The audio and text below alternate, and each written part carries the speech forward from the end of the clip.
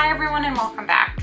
My name is Megan and today we're going to be talking about how you can reduce your risk of developing type 2 diabetes by reducing the amount of sugar in your diet. It's recommended that men have less than 9 teaspoons of added sugar per day and women have less than 6 teaspoons per day. Knowing that sugar is linked to risk of type 2 diabetes is one thing, but actually trying to reduce the amount that you're eating every day, that's the tricky part. The first step in reducing the amount of sugar in your diet is figuring out which foods that you're eating are high in sugar. And this too can be challenging, as many foods that are marketed as healthy are hiding a lot of sugar.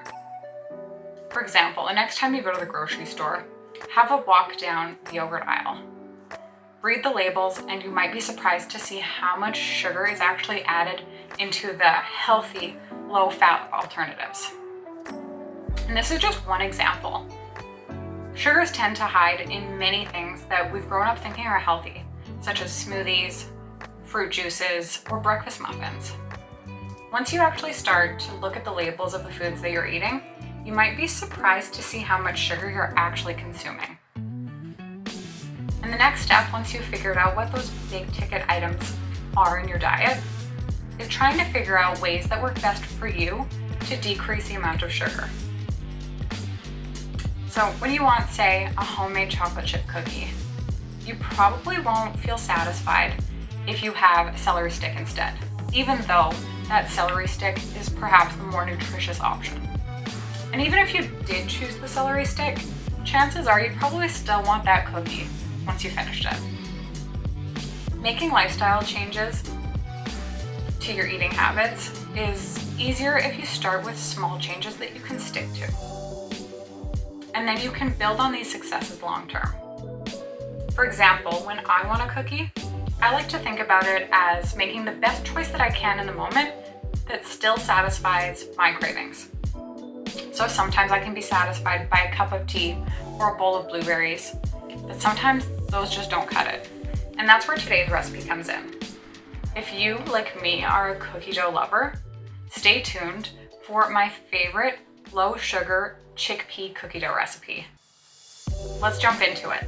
For this recipe, you'll need 1 can of chickpeas rinsed and drained, 4 tablespoons or 60 grams of chocolate chips, a half cup of almond butter, 2 teaspoons of vanilla extract, half a teaspoon of both cinnamon and sea salt. After you drain the chickpeas, I like to place them in between 2 dishcloths or paper towels and gently rub the top of the chickpeas so some of the outer skins come off.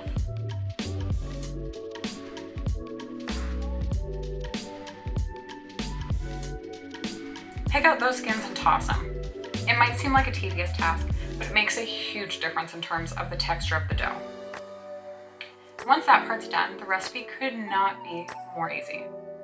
For your dough, add all of the ingredients except for the chocolate chips into a blender or food processor and blend for about 3 to 5 minutes, scraping down the sides every minute or so.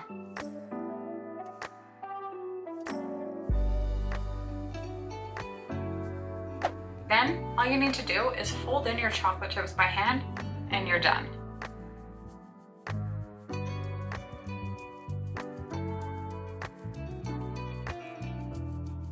Not only is this recipe for chickpea cookie dough delicious as is by the spoonful, but you can also use it as a spread for apple slices, or you can portion it out into balls for a healthy snack on the go. This recipe has less than 1 teaspoon of sugar per giant spoonful.